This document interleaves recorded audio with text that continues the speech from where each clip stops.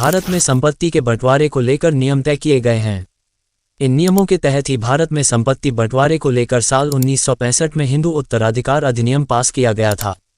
इस कानून के तहत ही हिंदुओं, बौद्ध, जैन और सिखों के बीच संपत्ति बंटवारा, उत्तराधिकार और विरासत से जुड़े कानून तय किए गए हैं।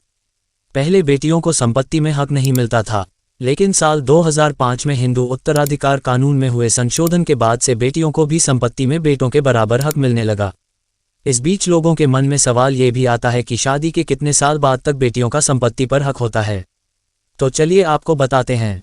साल 2005 से पहले हिंदू उत्तराधिकार कानून के तहत सिर्फ अविवाहित बेटियों को ही हिंदुओं अविभाजित परिवार की सदस्य माना जाता था।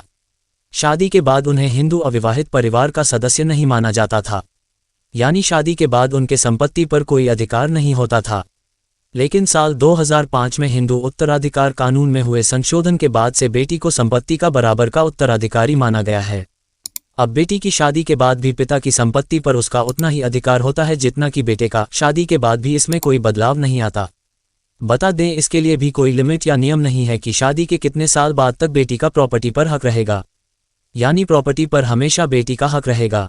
पिता चाहे तो संपत्ति को पूरी बेटे के नाम कर सकता है और चाहे तो पूरी बेटी के नाम कर सकता है, या फिर दोनों को ही बराबर बांट सकता है।